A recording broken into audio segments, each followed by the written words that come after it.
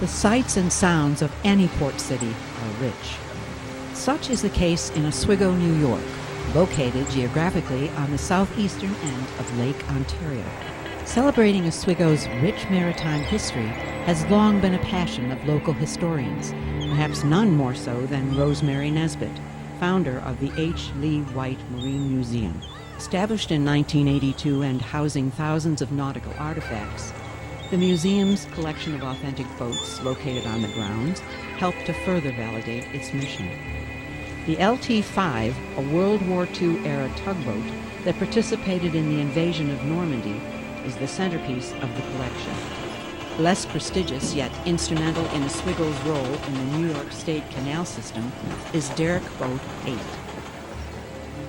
Visitors to the Derrick boat, especially younger ones, are generally unaware of the drama that unfolded shortly after its arrival in 1984, and how a community rallied to save its historic relic, and also why it sits so far from the museum itself. Visitors typically are equally unaware of the purpose of these vessels in the long history of maritime fleets.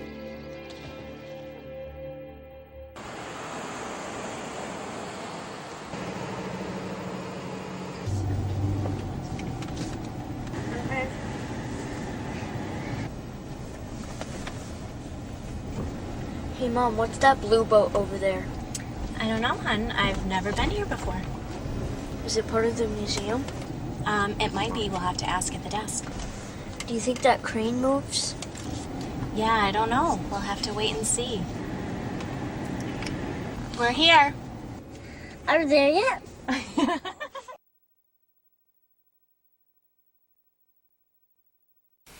Well, my predecessor, Rosemary Nesbitt, one of the things she loved about this derrick boat and also the tugboat and other tugboats were that they were working boats, and they reflected the average worker who plied the waters and put a hard day's work in. So this tells the story of the work world, of the canal and who built the canal and who built up all the waterways. And so in her mind, these were the pioneers of our country, of our area. What a derrick boat is a boat that has a boom on it that can be used to lift things. Some of the devices that might be lifted would be dredging tools, such as buckets and scoops and even lifting piping or hydraulic dredging devices. It could be used to lift a tree out of the canal. Thank you. Can I get this? No, not today, honey. Mommy, can I have this toy? No, honey, not today. So my kids are asking about the blue boat down the way. Is that part of the exhibit as well? Absolutely. It's quite an interesting story. I'm sure your kids would like it. Great, thank you. Derrick Boat 8, which was built in 1925, was part of a fleet of derricks and dredges utilized by the New York State Canal System for doing the unglamorous yet necessary tasks of keeping things operational. Some of the mechanical apparatus, including the boiler, were built right here in Oswego at the Ames Iron Works. But by the mid-1980s, the antiquated fleet had been replaced by more modern versions, with boom cranes operated by hydraulics instead of steam. Two local newspapermen, by pure happenstance, provided the first link in the story of how the boat came to Oswego. We looked across the river and we see this derrick boat parked by where Steamers is now. So Al Starkweather, who was the city editor at the time, we got in the car and we went over there and we found the owner. His last name was Bond, I believe. We toured the derrick boat and he told us there was another one in Lyons, just like that, and it was getting ready for the scrapyard. So I immediately told Rosemary. And I guess she jumped right on it and got a hold of Dave Conroy, Lyons. Well, they got it up here with the help of the tug Syracuse. And parked it at the dock, and right away we knew that there was a reason that these guys got rid of it. It leaked. It had pretty good leaks in it, to the point where we had to pump it out every other day. I did notice that they hurriedly tied it to the dock and shook everybody's hand and said thank you, and then got out of Dodge, so to speak. And we found out why they did that at the end, so we didn't have time to say, hey, it's sinking, we don't want it. And it wasn't long after that that the storm came and it sank.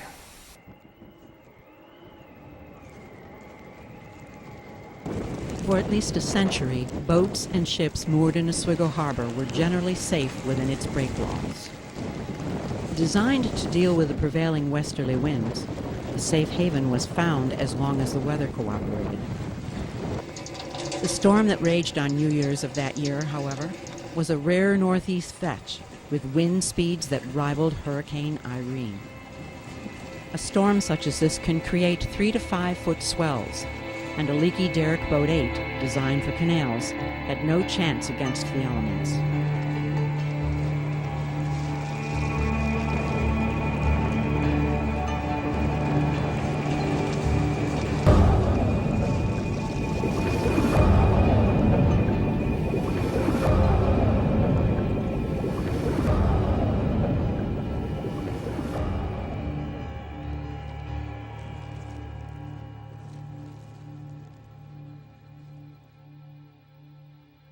On the first night when Rosemary called and I came down, saw the boat sitting there and filling up with water, it was very sad because prior to that night, you know, the vessel was floating, it was brought in, there was a sense of, you know, history coming back to the city and that the vessel had been built here, had served well on the canal, and now was coming home to rest, if you will, at the terminus of the canal.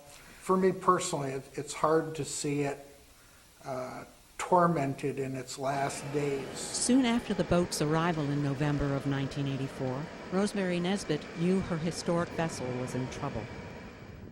Severe budgetary constraints compelled her to seek the cheapest solution. So she sought the advice of a longtime friend who had a wealth of diving experience. A few days later, I called and got a price to use those lift bags to raise it up so we could pump it out. And Rosemary looked at me and said, "We have no budget." The local newspaper carried news of the disaster, and luckily it caught the eye of a local man who had the right background and can-do attitude for the job. After reading in the paper for, 3 or 4 weeks, how they're struggling on what to do with the boat, how to get it out, who's going to pay for it, how to get it out. They were really struggling with the problem. So I came down and took a look at it, and I thought, well, you know, I used to do this for a living. Maybe I'll offer my services. So I came down to see Rosemary. I kept seeing where the Port Authority was getting quotes from engineering firms. They were spending, at that point in time, this is back in the mid-'80s, something like $15,000 for an engineering firm to tell them that it was going to cost them $150,000 to raise the boat. I thought, there's an easier way to do it than that. And I said, I'll raise that boat for you for nothing. I was due for a challenge anyway. And she said, you're on.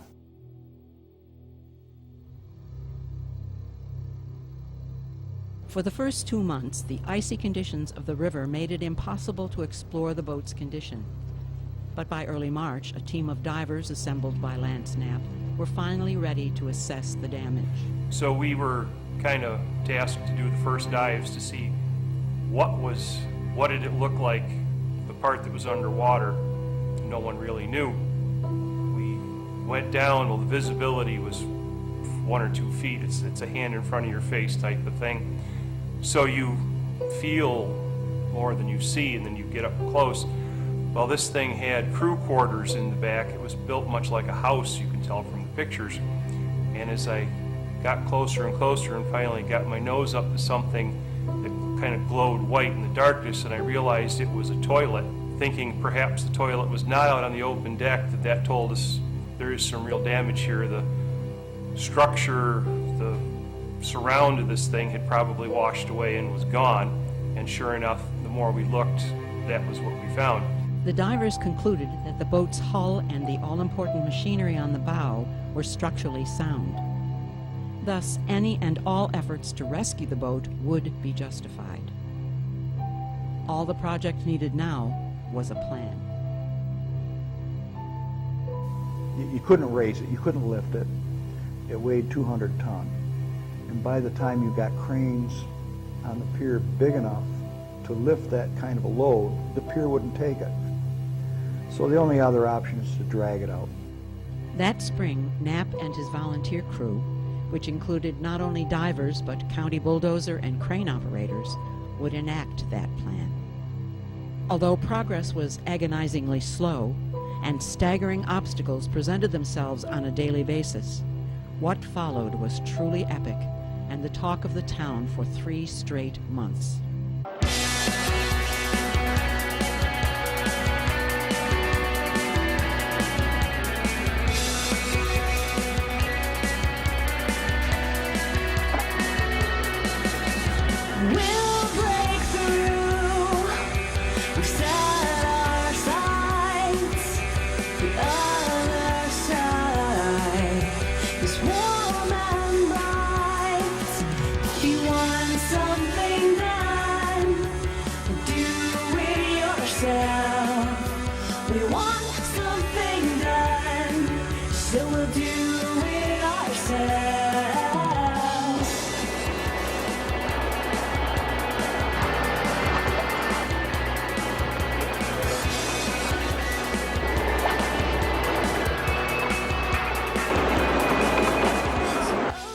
As the volunteer work crews continued to toil, another indomitable force was operating behind the scenes to secure the necessary resources for the project. Yeah, because you really couldn't say no to her. She wouldn't let us say no to her. There was many people in this city that were afraid to say no to Rosemary. And that came out to our advantage too. And she did everything she could to make it happen, and she did. I kind of fell in love with Rosemary Nesbitt. She was that type of person, gruff, down to earth.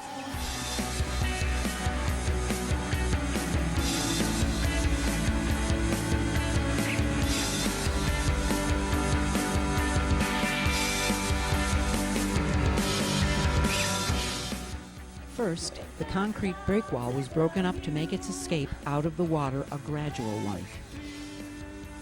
A cable harness was strapped underneath the boat's hull so that bulldozers could begin pulling. Because so much debris piled up in front of the boat during each pull, a steel ramp was shoved under it to provide a smoother ascent. Mounds of dirt had to be piled under the bulldozers to increase leverage. Ultimately, 5 bulldozers were needed to drag the 200-ton structure onto dry land. Lance Knapp's military background and insistence on safety first ensured that the project saw no casualties and few injuries. However, on a seemingly routine pass with the towing bridle, diver Dale Currier suddenly became stuck under the boat. This was the first time where I was really stuck. I couldn't see anybody else. I was there by myself. It was obviously very dark. So at that point I thought, I wonder if this is it. So I had to just sit back, calm down, and say, all right, I got in here. So the hole's almost as big as I am, and just start to dig. So I just, worked my way around and worked to dig out from in under me to make a little space so I could back out. And I took a little breather and then went back at it. But after that, I always dug the hole a lot bigger in front of me than I did then. On June 23, 1985, the stern of Derrick Boat 8 finally reached dry land. An ecstatic and relieved Rosemary Nesbitt celebrated by waving a small American flag. But in spite of it being a momentous occasion for the city of Oswego, celebrating endurance and community-wide sacrifice, the mood was surprisingly subdued, and there was relatively little fanfare. This may have been due in part to one last cable snapping, leaving the boat moored farther from the museum than originally intended, or perhaps the result of sheer exhaustion. To some other observers that day, the reason may have been even more obvious. The Marine Museum had to face the sobering reality that their muddy, dilapidated vessel would likely take years to restore. So in the meantime, a sense of relief at overcoming great odds would have to suffice. A more celebratory mood was struck 5 weeks later, when a banquet was held at a local restaurant to honor those who had participated in the ship's rescue. Chief among them was Lance Knapp. Perhaps the most telling sign of the project's success was the final tally on the cost to the museum. Well, at the beginning of the project, you remember I said I'd do it for nothing. Well, at the very tail end, I gave her a bill for, I think it was $38.60. And that was the fuel we put through the fire truck. Oh, can we go see the boat now? In a minute. Mom, please go now. Yes. Okay. Come on, everybody. Come on.